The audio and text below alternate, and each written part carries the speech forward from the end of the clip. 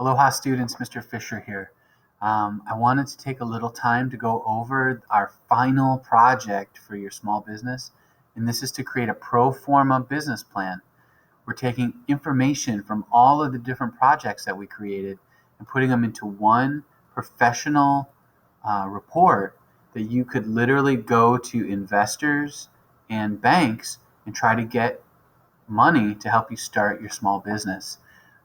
It's a very professional document, so I'll be explaining what goes into it, but also important is the format.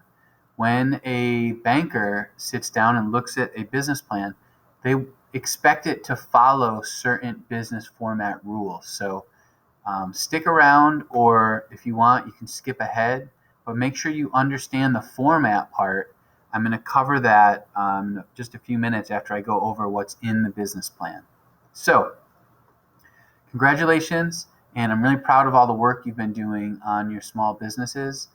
And just a reminder, even if you really love this idea from class, there's a chance that it isn't going to work out. And there's a bigger chance that you'll forget all about this. But later in life, when you're in your 30s or your 40s or whenever, you might realize that you do want to open your own business. You will then be able to reflect and think back on all of the things that we did. It'll make it so much easier for you to go out, identify your strengths, your weaknesses, your opportunities, your threats, your target market, understand your fixed and variable costs, and really go out there and market your own business and be successful. So real life stuff, and it's just been a pleasure helping you learn about it. So our business plan. Number one, we're going to have a cover page. On the page, it'll basically be like your logo, your name as the owner, the date you created the plan, and then this is important, called a non-disclosure agreement.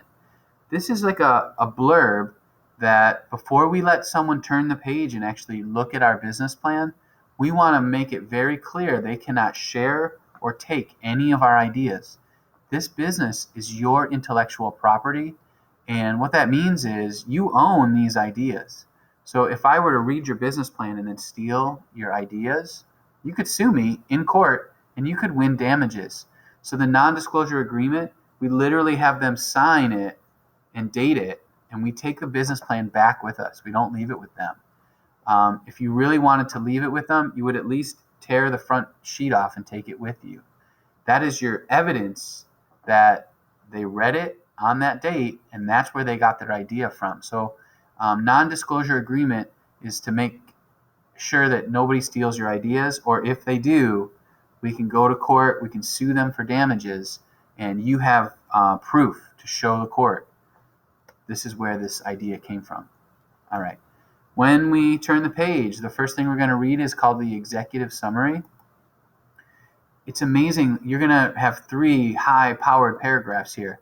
One about your products, one about your customers, one about that market and the future, meaning why is this the right time to go into this business? So it's going to have facts, statistics, dollar amounts, real data to support why this is a great time to go in, exactly who you're going to target, who's going to buy this product, and again, what makes your product unique, special, all those great things. You have it all. It's out in our different projects. We're just going to go mine those and distill it down to these really powerful paragraphs that have rich details and data. Next up is the company description. This is where we're going to talk about why we're doing this, our passion. You're going to list yourself as the owner, and this is where you'd also mention, here's the number of employees we plan to have. Legal structure is going to be a limited liability company, an LLC. We're all using the same thing. Market research. We need to prove to investors we understand our industry. We know where we are as a part of the market. We want to have more detailed description about that target market. Exactly who are we going to sell to? Where do they live? How old are they? How much do they earn? How much education? All that great data that you have. The SWOT analysis is basically all throughout this. You're going to be leaning on your strengths and the opportunities. So here's a good example for the company advantages. That's going to be strengths. and it could also be opportunities. And then regulations will all have the same general statement that we're going to follow all state, local, and federal laws to ensure our product is really high quality and safe for our customers. Next is service and product line. So product, service, you might have both. You might have one or the other. That's fine. The pricing, this is almost like a menu. And then intellectual property. You have your business name that you're going to register with the state of New Jersey. So in real life, before we would actually go try to get investors, we would have used the state of New Jersey, paid this $65 or $75, and registered your business name. That's intellectual property. So if I go out today after class and register Cedar Sheds with the state of New Jersey, that's my intellectual property. No one else can take that name in our state. Same thing with a website. If I have www.cedarshedsnj.com, no one else can take that name. So that's intellectual property. Your logo is intellectual property as well. Moving on, the marketing and sales. We want to prove to the investors we understand how we're going to grow the business. We've already figured out how we're going to advertise and promote our business. And that's all in the marketing strategy work that you did in class. And then sales strategy, this is really, we're looking at the 4 Ps here: product, placement, promotion, and price. I may even go back and rewrite this for you so it lines up more specifically with the 4 Ps. Moving on. Financial statements. Normally when you wrote a business plan, like in college, or you were going to actually go try to get a loan for hundreds of thousands of dollars, you're going to have balance sheet, income statements. You're going to have some very specific documents. We don't have time for that. It's high school. We have a half-year class. So what are we going to include so our investors know we're serious, we understand the money side of things? We're going to, in a paragraph, explain our fixed and variable costs with amounts. We're going to do a 3-year sales forecast. Really easy. We're going to do that together. It's going to be our last project before we write the business plan. Very simple. And then, like I said, you're not going to have the statements. That's purely accounting. We don't have time to do it. If you're excited about accounting, definitely take an accounting course with Mr. Johnson. Now we're at the end. This is it, the end of the business plan. We're going to do a matrix, like a little box with strength, weakness, opportunity, and threats. We're going to, if we want, include our resources that we used, not required. And then a list of startup costs. It's always nice to show one more time, like, here's all of the things that we're going to use your money to buy. And then the fun stuff. We want to show them the swag. Here's the pen. Here's the shirts our employees are going to wear.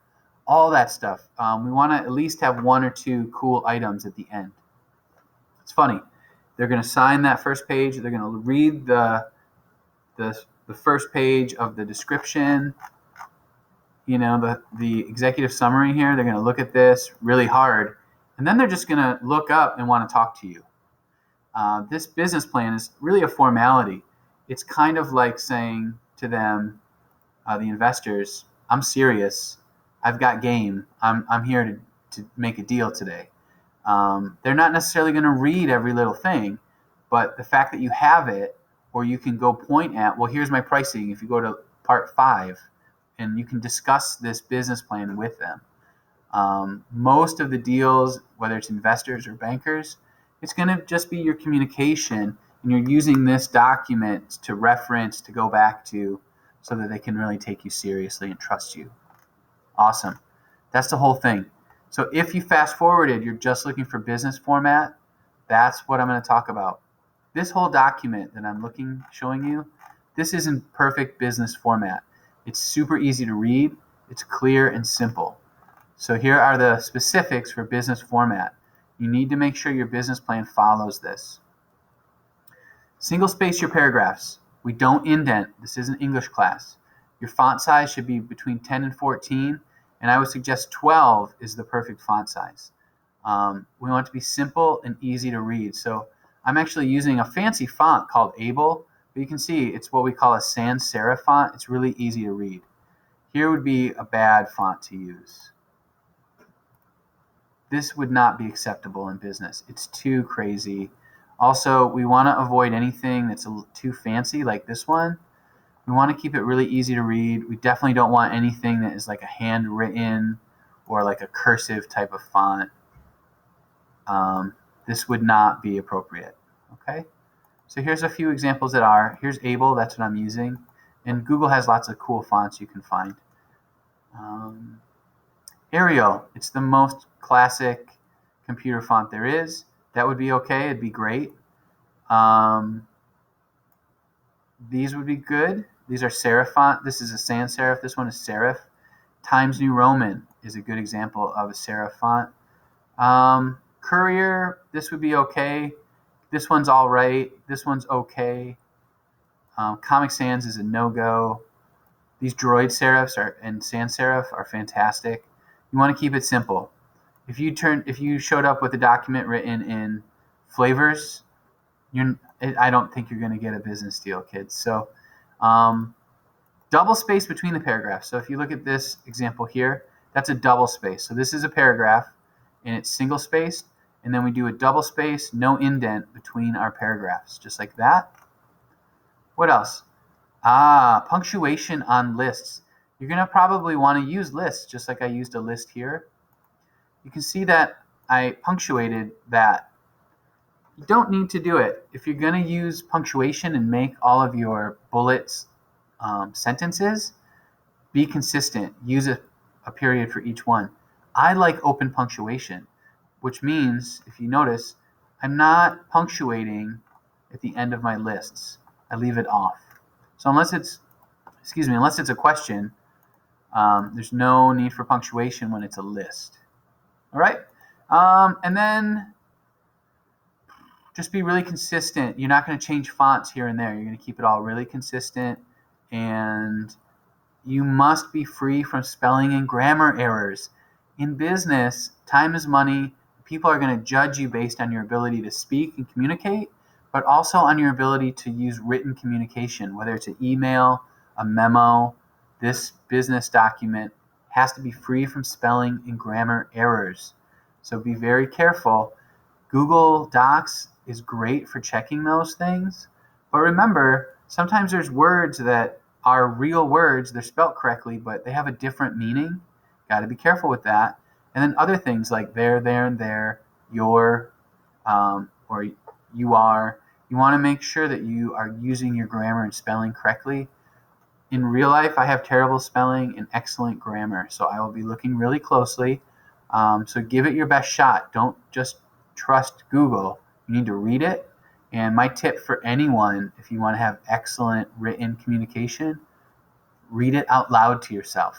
If you go read something and you read it aloud and your brain actually hears you saying it, it will catch way more mistakes. If you just read it silently, your brain will make connections and just fix it. But when you read it aloud, you will really catch your mistakes. So do that. It's a good tip for college too. Okay, so for grading, each section is going to be basically like 10 points each. If you're missing a section, that's going to be a -10. If like you're supposed to have a paragraph and you have like a sentence, it's not enough, I'm going to take 5 points off.